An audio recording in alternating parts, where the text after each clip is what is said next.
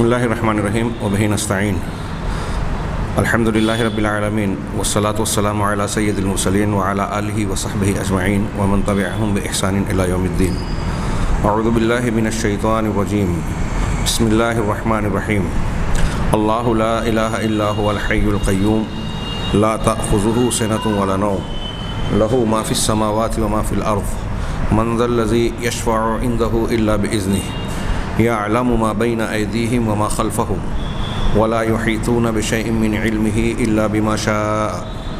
وسع كرسيه السماوات والأرض ولا يؤوده حفظهما وهو العلي العظيم. سامعین کرام، پچھلے درس میں اخیر میں شفاعت کے تعلق سے ہم نے جو انبیاء کرام علیہم الصلاۃ والسلام کی بابت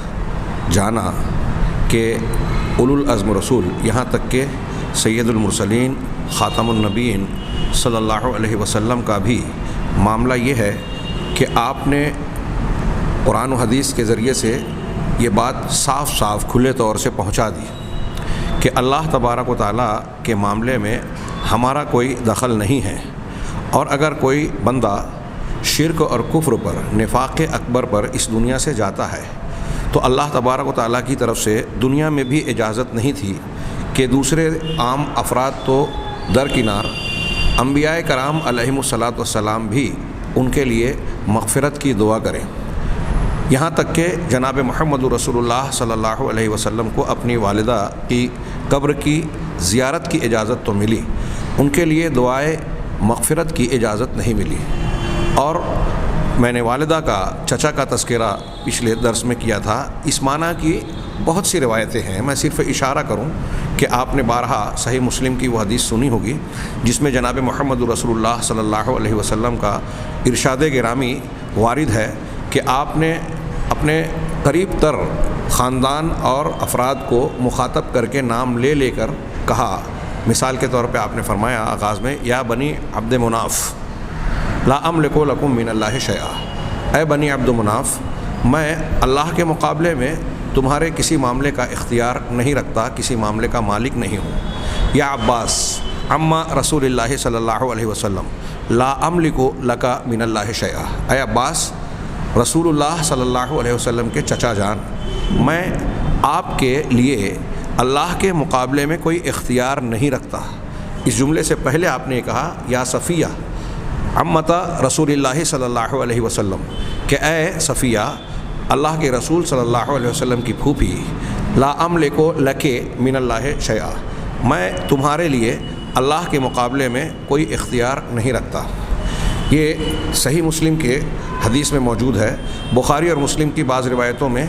آپ کا مزید تفصیل سے تذکرہ ہے. مختلف موقعوں پر آپ نے فرمایا قریش اور اس کے مختلف خاندانوں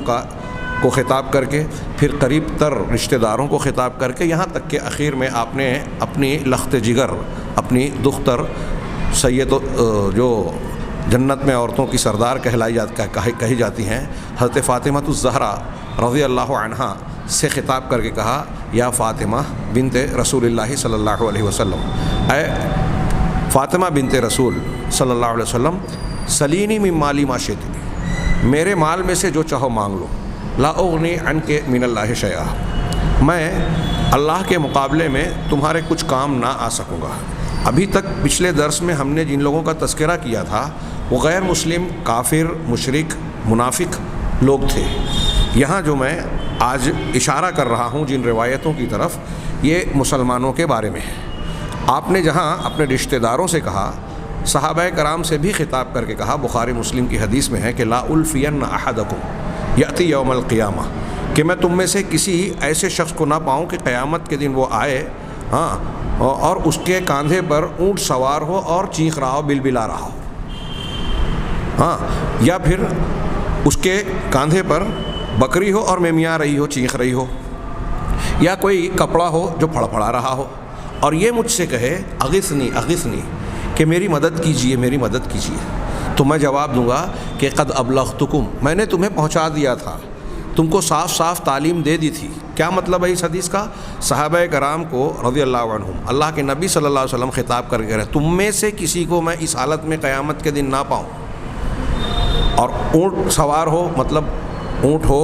اس میں زکوٰۃ اللہ کا مال نکالنا فرض ہوا اور اس نے اونٹ کی زکوٰۃ نہیں نکالی، بکری کی زکوٰۃ نہیں نکالی، کپڑوں کی زکوٰۃ نہیں نکالی، اب یہ چیزیں قیامت کے دن اس پر سوار ہو کے اللہ تبارک و تعالیٰ کی طرف سے عذاب کی شکل میں مسلط ہوں اور وہ آ کے کہے کہ اللہ کے رسول مجھے میری مدد کیجئے، مجھے بچائیے، تو میں یہ جواب دوں گا کہ میں تمہارے کام نہیں آ سکتا، میں نے تمہیں پہنچا دیا تھا، دین کی تعلیم دے دی تھی، یہ بتا دیا تھا کہ اگر تم یہ غلطی کرو گے تو اللہ کے یہاں ایسا ہوگا، مطلب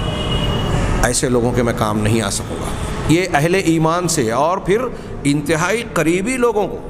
نبی کریم صلی اللہ علیہ وسلم تمام انسانوں ہی نہیں انبیاء کے سردار اپنے انتہائی خاص اور انتہائی قریب لوگوں سے اس طرح کہہ رہے ہیں، تو کتنی صاف بات ہو جاتی ہے کہ اگر ایمان اور عمل صالح نہیں ہے تو اللہ تبارک و تعالیٰ کے یہاں کسی کی سفارش، کسی کا رشتہ، مال و دولت، حسب و نسب کوئی کام نہیں آئے گا، اور کوئی سفارش کرنے کی اجازت نہیں پائے گا جب تک کہ توحید نہ ہو۔ یہاں فرق یہ ہے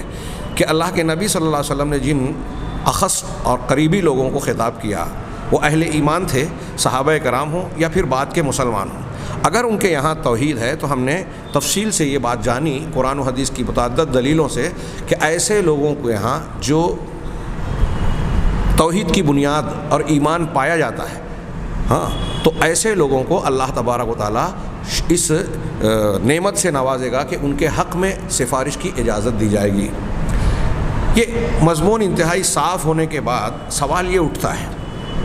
کہ پھر اتنی صاف تعلیمات کے بعد آخر ایک بہت بڑا طبقہ اس غلط فہمی کا شکار کیوں ہے کہ اللہ کے نبی صلی اللہ علیہ وسلم کو یا بزرگان دین کو اپنا سفارشی سمجھ کر وہ کام کرتا ہے جو مشرکین اپنے بتوں اور معبودوں کے ساتھ کیا کرتے تھے، اور اتنا ہی نہیں بلکہ اس عمل کو وہ قرآن کی دلیلوں سے، حدیث کی دلیلوں سے، عقل اور قیاس کی دلیلوں سے ثابت کرنے کی بھرپور کوشش کرتے ہیں، اور جو نہیں مانتے جیسے ہم اس کا رد کر رہے ہیں تو اس پر وہ دشمنی کا مظاہرہ کرتے ہیں، اس کی تردید کرتے ہیں اور ناراضگی کا کھلا مظاہرہ کرتے ہیں، جبکہ وہ سراسر قرآن و حدیث کے خلاف ہے۔ اور ہم جو بات پیش کر رہے ہیں قرآن و حدیث کے مطابق یہ صرف اپنے مسلک کی بات نہیں ہے بلکہ یہ اللہ تبارک و تعالیٰ کے نازل کی ہوئی تعلیم اور اس کی جانب سے عائد کیا ہوا فریضہ ہے کہ ہم یہ حق باتیں، سچی باتیں لوگوں تک پہنچائے، لوگ اگر اسے قبول کرتے ہیں تو یہ ان کے لیے مفید ہے، لیکن دین کے معاملے میں یہی ایک بہت بڑا ظلم اور معاملہ الٹ ہوتا ہے۔ اگر دنیا کے امور میں کوئی بھوکے کو کھانا کھلا دے تو کھانا کھلانے والے کا وہ احسان مانتا ہے، لیکن یہاں ہم نے دیکھا دین کے معاملے میں کہ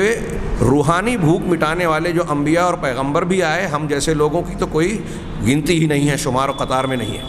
کوئی حیثیت نہیں ہے ہماری۔ انبیاء کرام علیہ الصلاۃ والسلام آئے تو ان کا معاملہ کیا ہوا؟ انہوں نے روحانی بھوک مٹانے والا ہدایت کا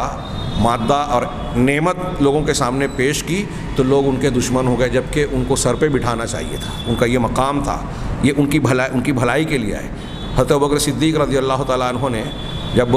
مکہ میں کعبۃ اللہ شریف میں لوگوں نے آپ کے گلے میں چادر ڈال کے کھینچی، ہاں، اور آپ کی نسیں تننے لگی تو حضرت ابوبکر صدیق رضی اللہ تعالیٰ عنہ نے مداخلت کر کے جو جملہ کہا تھا، مومن آل فرعون کا جو جملہ قرآن میں منقول ہے وہی جملہ کہا۔ انہوں نے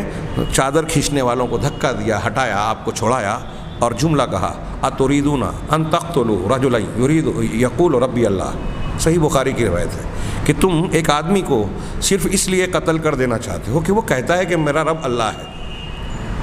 ہاں، مشرکین مکہ کی سرزنش کر رہے ہیں، ان کا جرم کیا ہے؟ وہ کہہ رہے ہیں کہ میرا رب اللہ ہے۔ آج ہم بھی جو باتیں پیش کر رہے ہیں وہ کیا ہے؟ اللہ کی توحید، اس کی عظمت، اس کی جلال اور کبریائی،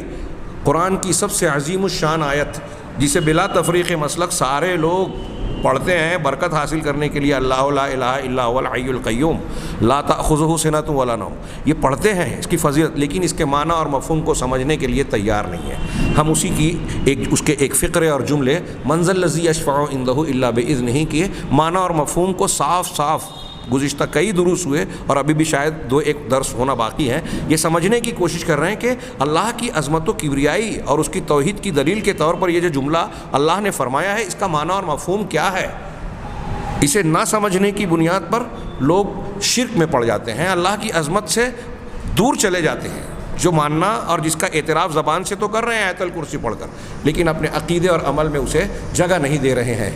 تو میں یہ سوال کر رہا تھا کہ سوال یہ پیدا ہوتا ہے کہ یہ اتنی بڑی غلط فہمی اور پھر قرآن حدیث اور اہل حق کی مخالفت کا سبب کیا ہے؟ تو اس کی وجہ یہ ہے کہ اس شفاعت کا عقیدہ جڑا ہوا ہے وسیلے سے۔ جب ایک آدمی کسی کو شفیع مانتا ہے، سفارشی، تو اس کے پاس مطالبہ لے جاتا ہے دنیا کے اندر کہ آپ میری سفارش کر دیں، تو گویا اس جس سے مطالبہ سفارش کا کر رہا ہے اس کو وسیلہ اور ذریعہ بنا رہا ہے۔ اب قرآن و حدیث میں لفظ وسیلہ کا استعمال ہوا، اور دنیا کے اندر عقلی بنیاد پر لوگوں نے کہا کہ مختلف کاموں کو انجام دینے کے لیے یہاں وسائل کی ضرورت پڑتی ہے، وسیلوں کی ضرورت پڑتی ہے۔ تو ظاہر سی بات ہے کہ ان کی عقل کہتی ہے یہ، جیسا کہ اس سے پہلے بھی گزرا، وہ کہتے ہیں کہ جب دنیا کے امور ہم دیکھتے ہیں کہ بغیر وسیلے کے انجام نہیں پاتے، تو اللہ تعالیٰ کے پاس کیسے بغیر وسیلے کے کام بنے گا؟ یہ ان کی اپنی عقل ہے جس کا قرآن و حدیث نے رد کیا کہ وہ مخلوقات کو اللہ پر قیاس کر رہے ہیں۔ پیچھے دروس میں گزرا کہ دنیا میں شفاعت، سفارش اور وسیلے سے متعلق جو باتیں ہوتی ہیں، اللہ تبارک و تعالیٰ کا معاملہ ویسا ہے ہی نہیں کہ اس پر قیاس کیا جائے۔ دنیا کے جن لوگوں کے پاس سفارش کی جاتی ہے وہ لوگ دور ہوتے ہیں اس شخص سے جو حاجت مند ہے، اس لیے اسے پہچاننے کی ضرورت پڑتی ہے، اس کے بارے میں لا علم ہوتے ہیں، ان کے حالات سے ناواقف ہوتے ہیں، اس لیے ضرورت پیش آتی ہے۔ اللہ تبارک و تعالیٰ بندوں سے دور نہیں ہے اپنے علم اور احاطے کے اعتبار سے۔ اسے کسی چیز کو ایسی ضرورت نہیں ہے کہ کوئی اللہ کو یہ بتائے کہ تیرے فلاں بندے کو یہ حاجت ہے اور اسے پتہ نہیں۔ اس نے یہ بھی نہیں کہا کہ صرف مجھ سے جو نیک بندے ہیں، مقرب بندے ہیں، وہ دعا مانگیں گے تو قبول کروں گا، باقی اگر گنہگار بندے دعا مانگیں گے تو قبول نہیں کروں گا۔ جی نہیں، اللہ تو بار بار کہتا ہے ادعونی استجب لکم، مجھ سے مانگو میں تمہاری دعا قبول کروں گا۔ بلکہ گنہگار اگر توبہ کرتا ہے تو اللہ تعالیٰ نے، اللہ کے رسول نے فرمایا کہ اللہ تعالیٰ اس شخص سے زیادہ خوش ہوتا ہے جو شخص صحرا میں اپنے سامان سمیت اونٹ کو گم پائے اور بے ہوش ہو جائے، ہوش آئے اور جب وہ دیکھے کہ اونٹ پھر سے موجود ہے اپنے ساز و سامان سمیت، تو مارے خوشی کے وہ کہتا ہے کہ اللہم انت عبدی و انا ربک، جملہ الٹا کہہ دیتا ہے کہ اے اللہ تو میرا بندہ ہے، میں تیرا رب ہوں۔ اس کو کہنا چاہیے کہ تو میرا رب اور میں تیرا بندہ ہوں، الٹ کہہ دیتا ہے مارے خوشی کے۔ اللہ تعالیٰ تبارک و تعالیٰ کے اوسان خطا نہیں ہوتے، لیکن اس کی مثال دی گئی کہ جس طرح یہ بندہ خوش ہوتا ہے، ایسے اللہ اس گنہگار بندے کی توبہ سے، جو سچی توبہ کرتا ہے، جو گناہوں میں ملوث تھا اور اللہ تعالیٰ سے نادم ہو کر اس کے سامنے سر جھکاتا ہے، رجوع کرتا ہے اور یہ عہد و پیمان کرتا ہے کہ آئندہ یہ گناہ نہیں کروں گا، پروردگار مجھے معاف کر دے، اللہ تعالیٰ اس سے تو خوش ہوتا ہے۔ ایسے بندے کو اللہ نہ نوازے، ناممکن بات ہے۔ تو بہرحال اللہ تبارک و تعالیٰ پر کو دنیا کے لوگوں پر قیاس کرنا پہلی خطا تو یہی ہے۔ دوسری بات کہ قرآن و حدیث میں جہاں لفظ وسیلہ آیا ہے، ان کے معنی اور مفہوم کو سمجھنے میں خطا ہوتی ہے۔ آج کے اور اگلے درس میں ہم وسیلے سے متعلق جاننے کی کوشش کریں کہ وسیلہ توسل جو قرآن میں آیا ہے، حدیثوں میں جس کا تذکرہ ہے، صحیح حدیثوں میں، اس کا معنی اور مفہوم، اس کی مراد کیا ہے، ایک، اور جن روایتوں کا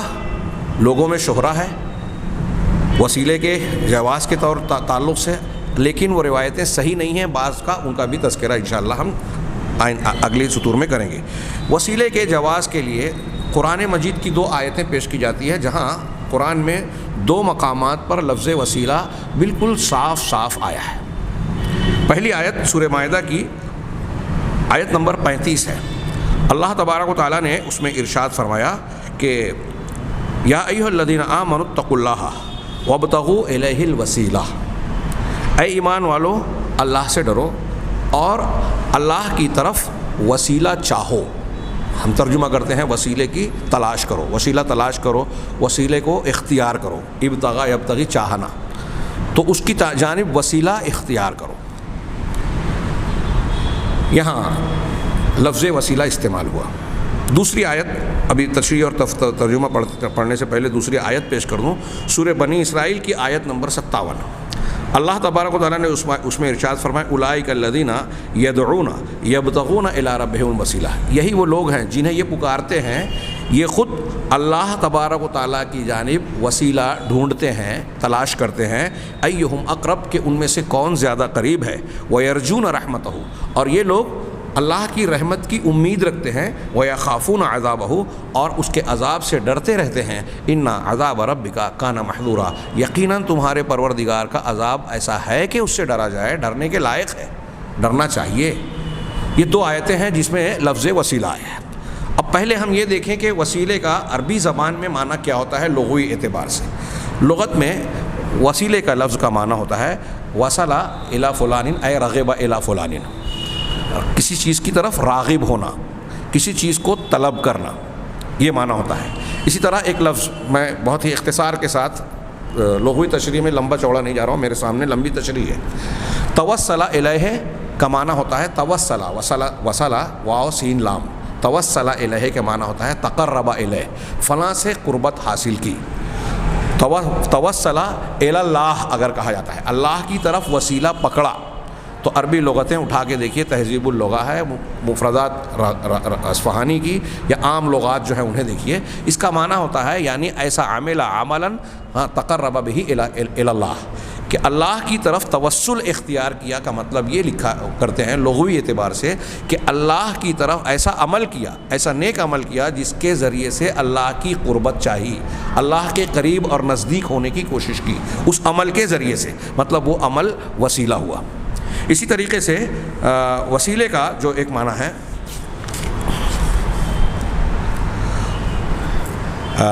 وسیلے کا ایک معنی ہے المنزلۃ العلیہ الی الملک، کہ لفظ وسیلہ اسی سے بنا ہے، ہم اردو میں بھی استعمال کرتے ہیں، ذریعہ بولتے ہیں، وسیلہ ذریعہ، اس کی جمع وسائل۔ تو ایک معنی وسیلے کا ہوتا ہے بلند مقام، بادشاہ کے پاس اونچا درجہ، بلند مقام۔ یعنی ان لغوی تصریحات کا حاصل یہ ہے کہ اہل علم نے کہا کہ لفظ وسیلہ عربی زبان میں جو اس کے مختلف معنی ہیں، اس کو اگر ہم خلاصہ بیان کریں تو ایک اس کا معنی یہ ہوگا قربت یعنی نزدیکی، رغبت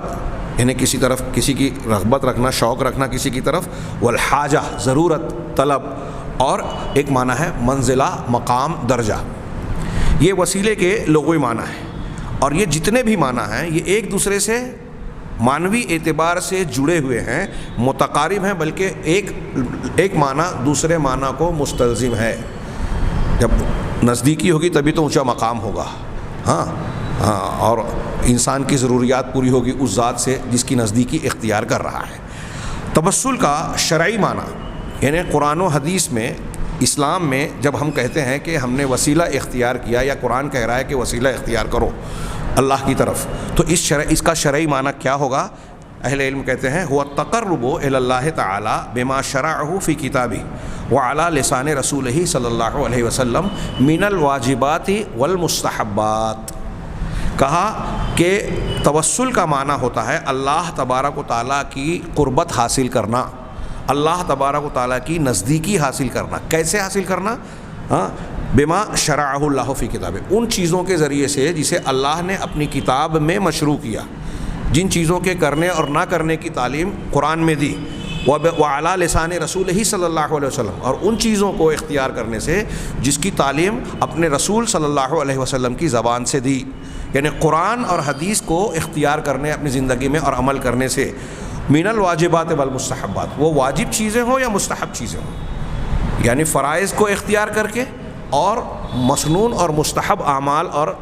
چیزوں کو اختیار کر کے آدمی بندہ جو ہے اللہ تبارک و تعالیٰ کی نزدیکی اختیار کریں۔ اب یہ لغوی معنی اور شرعی معنی ہم نے سنا،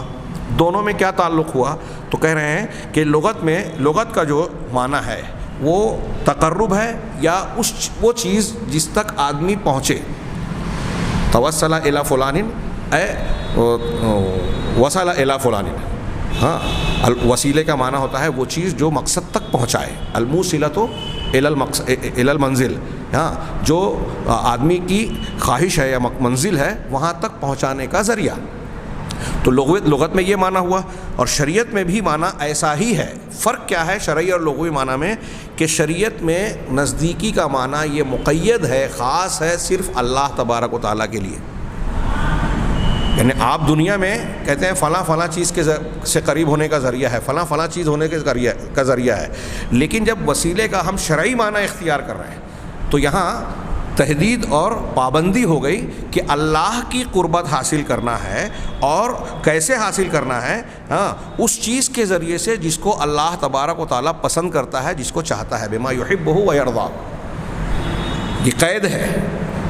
اللہ تعالیٰ نے جو متعین کر دیا کہ میں یہ چیز پسند کرتا ہوں، وہ چیز جب آپ کریں گے تو اللہ کی قربت ملے گی۔ میں یہ چیز ناپسند کرتا ہوں، وہ چیز چھوڑیں گے تو اللہ کی قربت ملے گی۔ آپ سے اگر کسی نے کہہ دیا کہ میرا سیکریٹری فلاں ہے، تم کو اگر کوئی عرضی درخواست مجھے پیش کرنی ہے، کوئی بڑے فیکٹری کا مالک ہے، ادارے کا ذمہ دار ہے، کہ میرے فلاں اسسٹنٹ کے ذریعے سے آپ آئیے، اب آپ اس اسسٹنٹ کو چھوڑ کے کہتے ہیں کہ فلاں کمپنی کا ایک آدمی بہت قابل ہے، میں اس کو ذریعہ بنا کے جاؤں گا اس کے پاس، تو کیا وہ قبول کرے گا؟ کہے گا کہ بھائی میرا اسسٹنٹ میں نے اس کو متعین کر کے رکھا ہے، اس کو میں تنخواہ دیتا ہوں، وہ میرا سیکریٹری ہے، اسسٹنٹ ہے، اسے چھوڑ کر آپ کتنے بھی قابل آدمی کو دوسرے کو لاؤ تو میرے لیے کیا مطلب رکھتا ہے؟ تو اللہ تبارک و تعالیٰ نے اپنی قربت اختیار کرنے کے لیے جن چیزوں کو متعین کیا ہے کہ یہ چیزیں کرو گے، ان چیزوں سے بچو گے تو میری نزدیکی قربت ملے گی، اسے چھوڑ کر اگر ہم اپنی طرف سے یہ طے کریں کہ فلاں کام کر لیں گے تو اللہ کے قریب ہو جائیں گے، کیا یہ درست ہوگا؟ جی نہیں، ایسا کرنے سے آدمی اللہ سے دور ہوگا،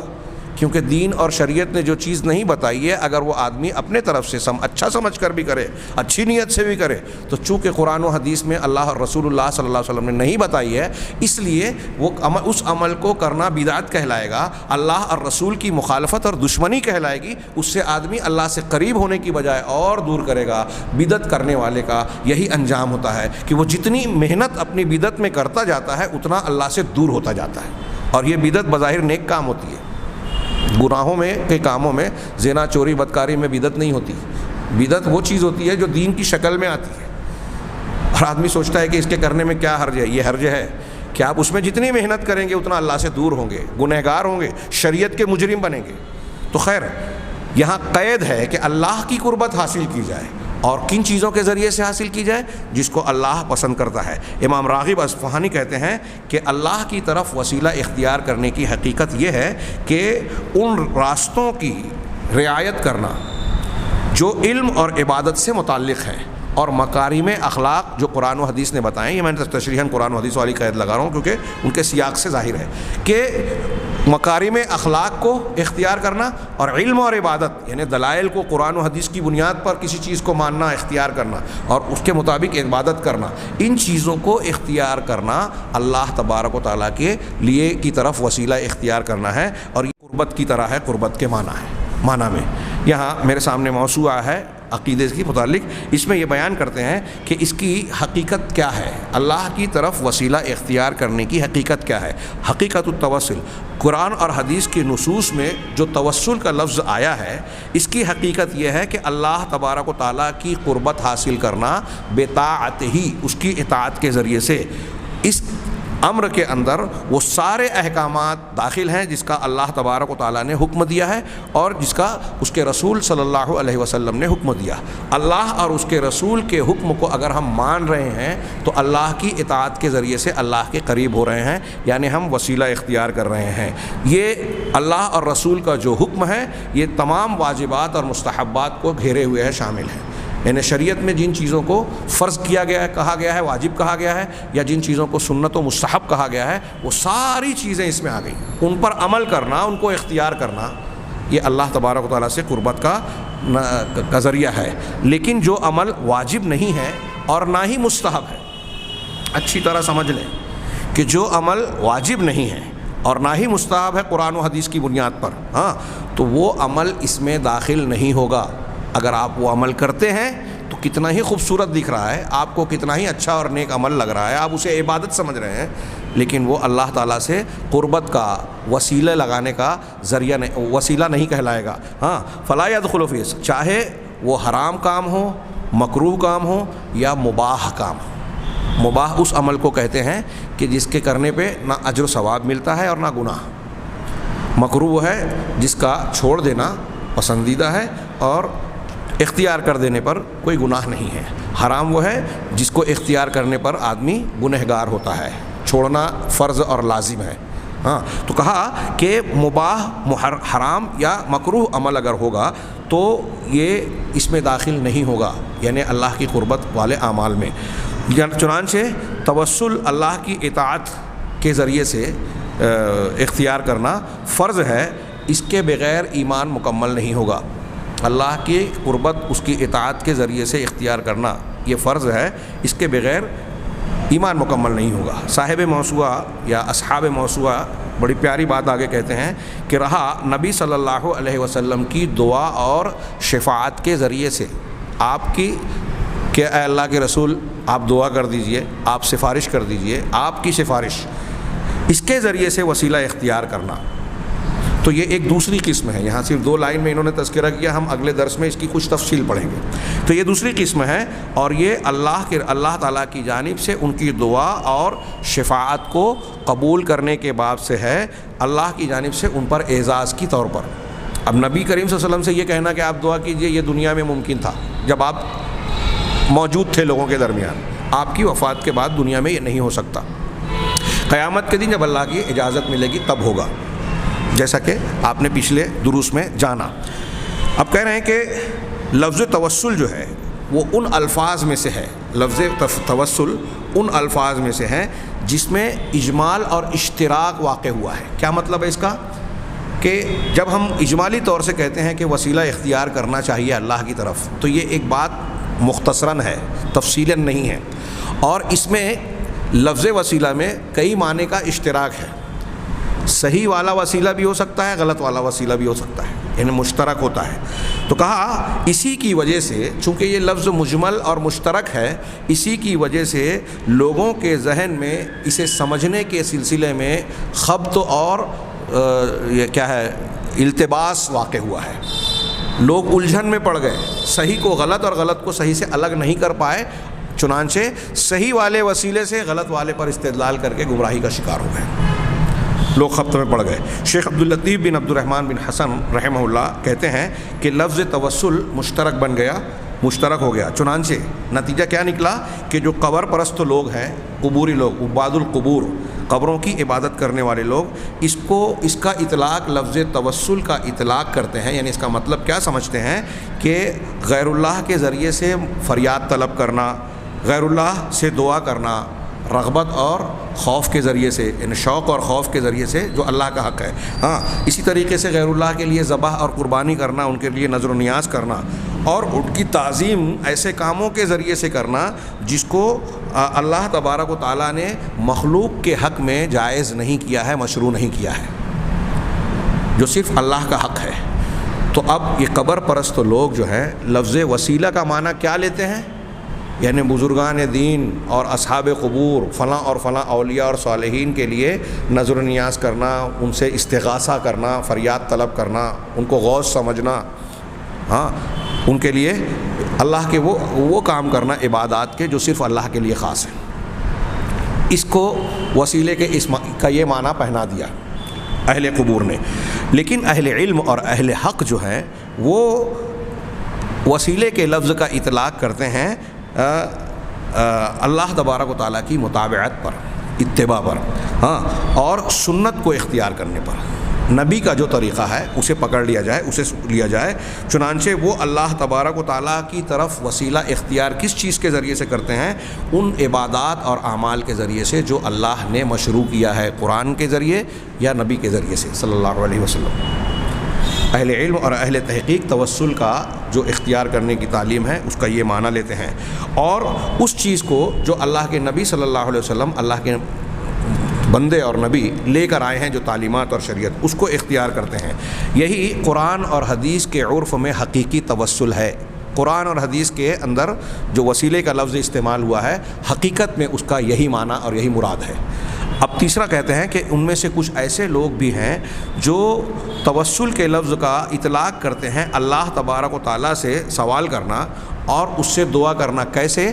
اس کے نبی کے جاہ و مرتبہ کے واسطے سے،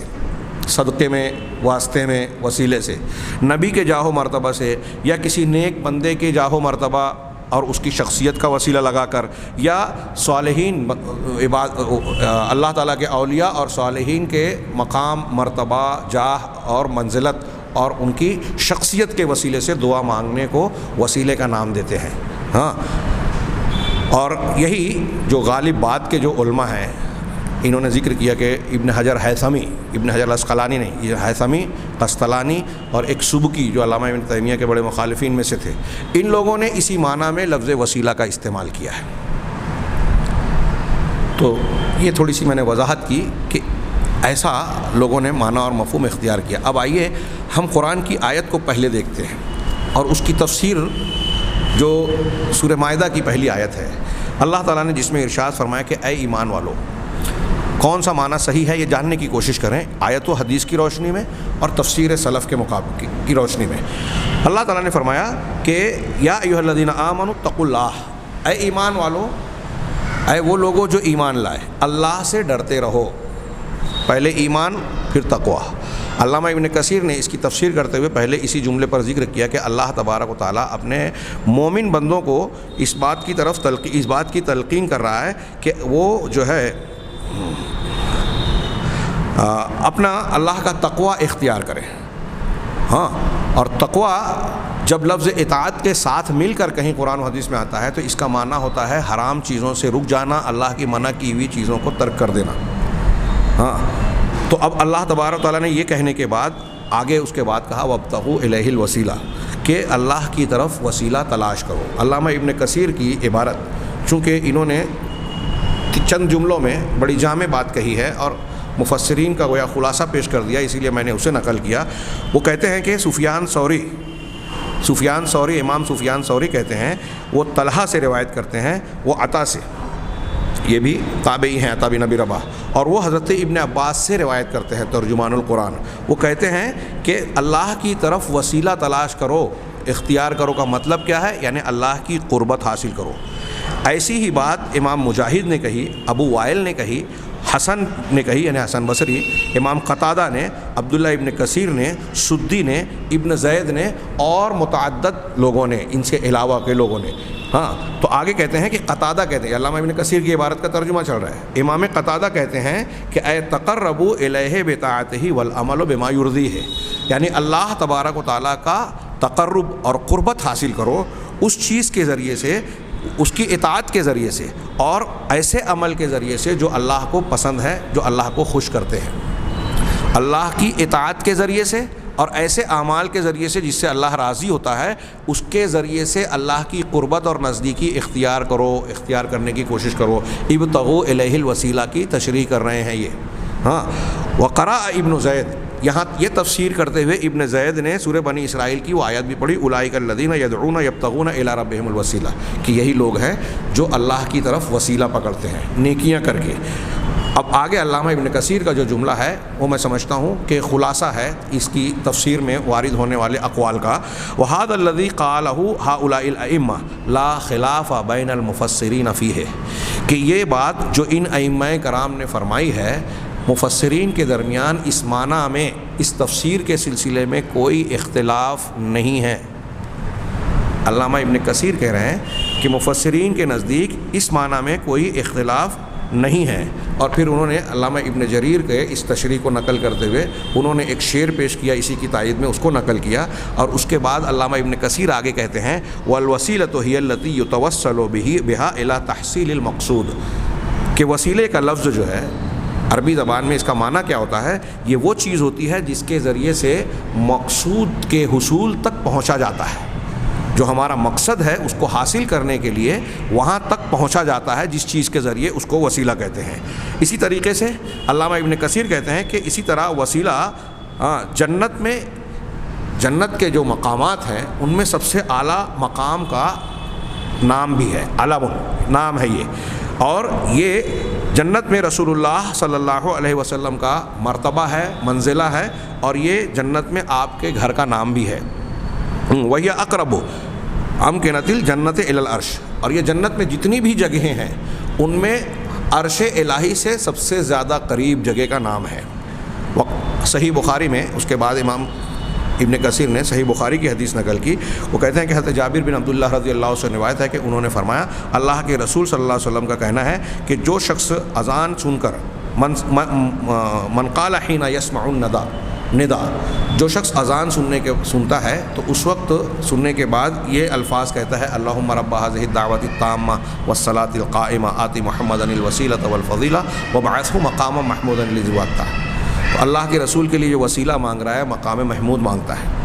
تو اللہ کے رسول نے فرمایا حلت لہ شفاعتی یوم القیامہ، قیامت کے دن اس کے لیے میری شفاعت جو ہے وہ حلال ہو جائے گی یا اس کا حقدار بن جائے گا وہ.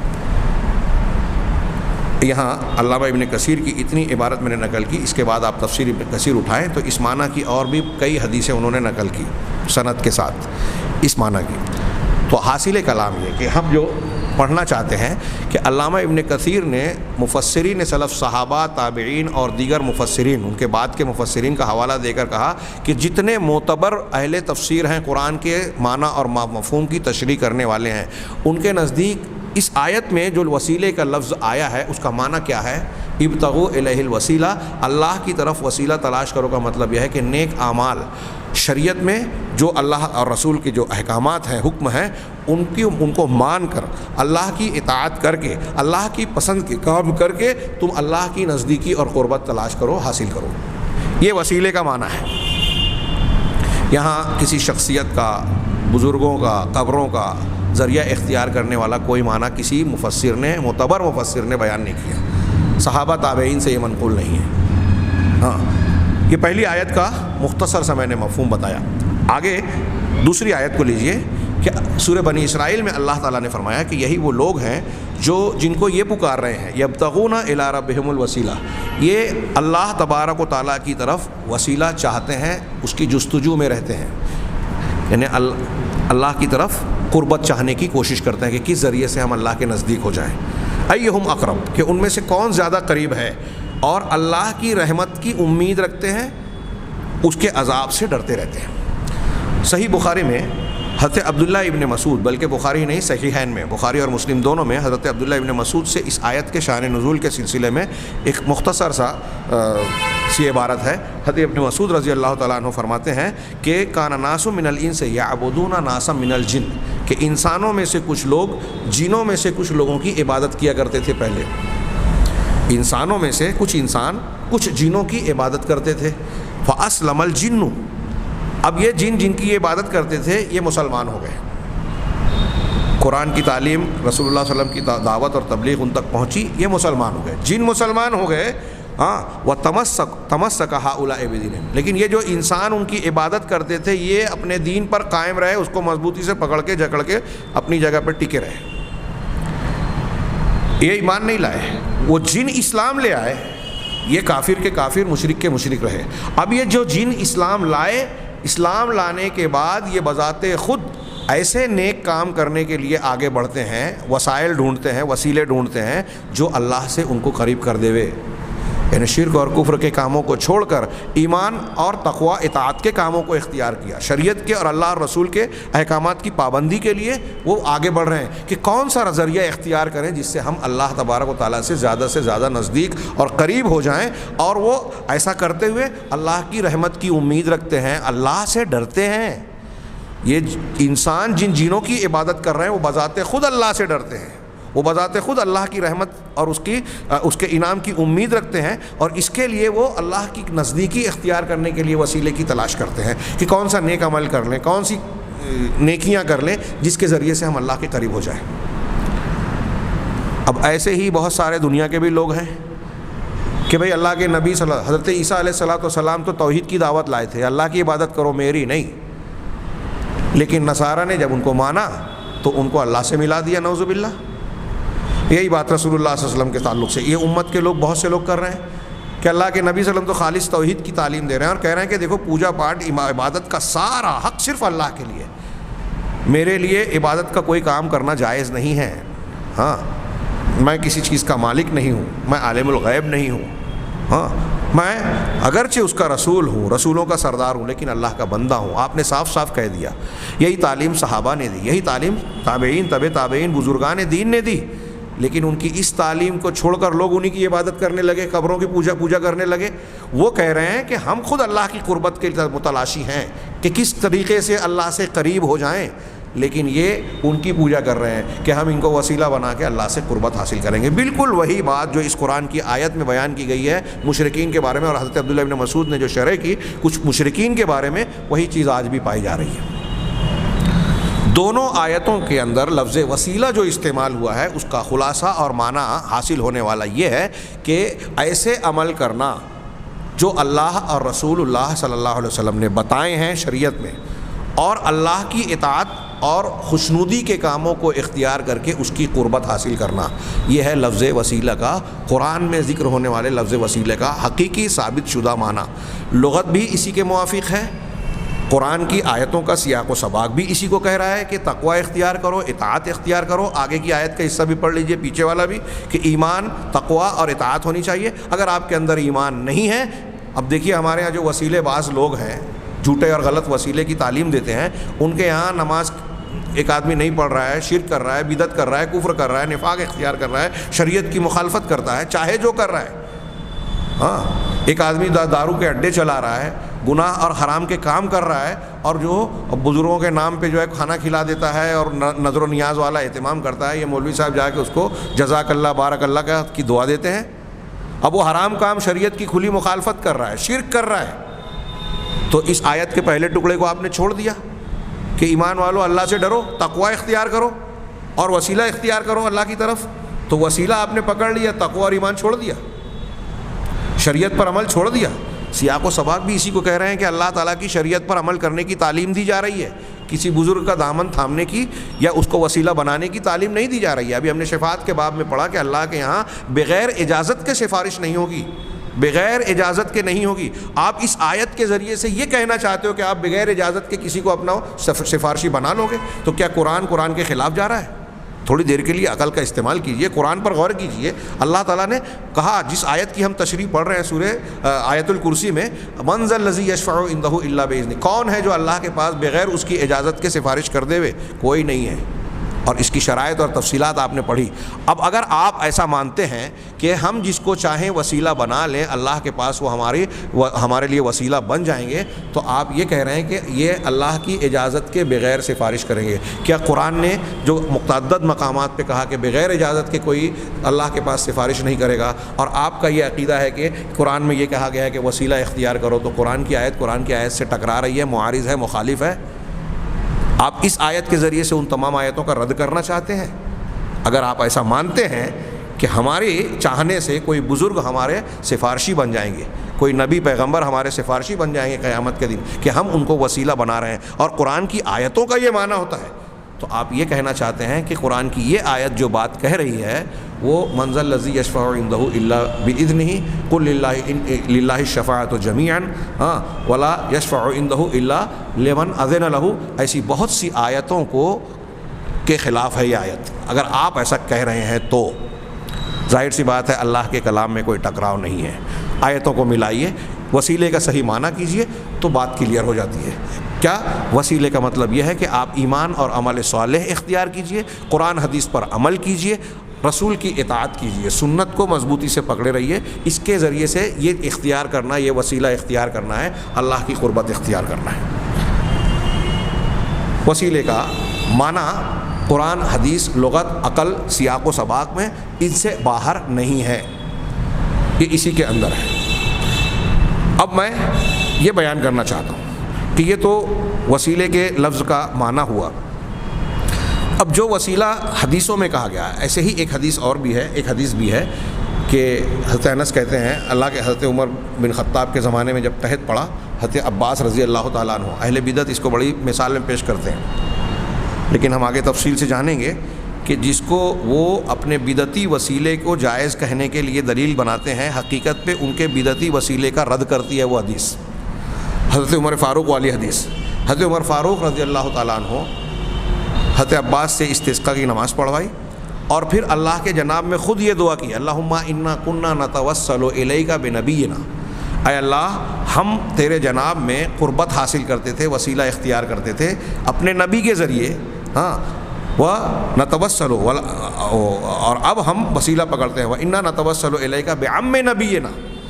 اب ہم وسیلہ پکڑ رہے ہیں تیرے جناب میں اپنے نبی کے چچا کے ذریعے سے، فاسقینا، بس تو ہم کو پانی دے دے، سیراب کر دے، بارش دے دے۔ اس سے اہل بدعت کہتے ہیں دیکھیے حضرت عمر فاروق نے حضرت عباس رضی اللہ تعالیٰ عنہ کا وسیلہ لگایا، اور اللہ کے نبی صلی اللہ علیہ وسلم کا وسیلہ پہلے لگاتے تھے۔ تو یہاں ایک بات تو یہ ہوا کہ لفظ وسیلہ حضرت عمر بن خطاب نے اختیار کیا، لیکن کیا یہاں شخصیت کا وسیلہ لگایا؟ اور اگر شخصیت کا وسیلہ لگایا تھا اور یہ جائز تھا تو نبی کریم صلی اللہ علیہ وسلم کا چھوڑ کر حضرت عباس کا کیوں لگایا، جبکہ حاجت ضروری تھی؟ اگر ایک آدمی مر رہا ہے، ایک آدمی کی موت ہو رہی ہے یا بہت شدید حاجت ہے، تو اس کو آپ چھوٹا والا جو کمزور ڈوز ہے وہ دیں گے کہ اس سے شفا ممکن بھی ہے نہیں بھی، لیکن اس کے مقابلے میں کوئی ایسی دوا ہے کہ وہ دے دی جائے تو یقینی طور پہ وہ ٹھیک ہو سکتا ہے، زیادہ مضبوط گمان غالب ہے۔ تو آپ چھوٹا والا وسیلہ اختیار کریں گے، کمزور دوا استعمال کریں گے یا پاور والی دوا استعمال کریں گے؟ تو اب اللہ کے نبی صلی اللہ علیہ وسلم کا وسیلہ بھی لگایا جا سکتا تھا، اور حضرت عباس کا اگر شخصیت کا، جاہ و مرتبے کا وسیلہ ہوتا تو نبی کریم صلی اللہ علیہ وسلم کے مقابلے میں حضرت عباس کا کیا مقام تھا؟ حضرت عباس رضی اللہ تعالیٰ عنہ کا نبی کریم صلی اللہ علیہ وسلم کے مقابلے میں کوئی مقام نہیں تھا، یعنی ان کے مقابلے میں آپ تو نبیوں کے سردار ہیں، اور آپ حضرت عباس صحابہ میں بھی سب سے زیادہ درجے والے نہیں ہیں، تو اللہ کے نبی کو چھوڑ کر حضرت عمر نے ان کو کیوں لگایا؟ اس کا مطلب یہ کہ حضرت عمر جانتے تھے کہ آپ کا وسیلہ آپ کی زندگی میں لگ سکتا تھا، آپ کی وفات کے بعد نہیں، لہٰذا یہ شخصیت کا وسیلہ نہیں تھا، دعا کا وسیلہ تھا۔ ہم یہ اگلے دروس میں انشاءاللہ اس حدیث کی بھی تفصیل پڑھیں گے، اور خاص طور سے یہ جاننا بہت ضروری ہے کہ اب شریعت نے جو وسیلے بتائے ہیں اور جو وسیلے آج ہمارے یہاں رائج ہیں اور صحیح اور غلط میں لوگ فرق نہیں کر پاتے، تو ہم یہ جانیں کہ جو صحیح ہیں، جس کو ہم توسل مشروع کہتے ہیں، علماء نے جو وسیلے کی قسمیں بیان کی، ایک توسل مشروع کہ وہ وسیلہ جو مشروع ہے شریعت میں، جس کی اجازت ہے، اور توسل غیر مشروع وہ وسیلہ جو شریعت میں نہیں ہے، جو بدعتی ہے، ناجائز ہے۔ اب توسل مشروع بھی کئی قسموں پر مشتمل ہے، 3 قسمیں لوگوں نے بیان کی۔ توسل غیر مشروع نے جو ناجائز توسل ہے اس کی بھی بہت ساری قسمیں ہیں، یہ انشاءاللہ ہم آئندہ دروس میں پڑھیں گے دلائل کے ساتھ، اور ان دلائل کا یا شبہات کا بھی جائزہ لیں گے جو اہل بدعت ناجائز توسل کے باب میں بیان کرتے ہیں۔ اللہ تعالیٰ سے دعا ہے کہ وہ ہمیں دین کے تمام امور کو، خاص طور سے وہ امور جو ہماری بنیاد اور عقیدے سے متعلق ہیں اور نجات کو کے لیے ضروری ہیں، ان کو صحیح طریقے سے سمجھنے اور اختیار کرنے کی توفیق عطا فرمائے، اور اس کو ہماری نجات کا ذریعہ بنائے۔ وآخر دعوانا ان الحمد للہ رب العالمین۔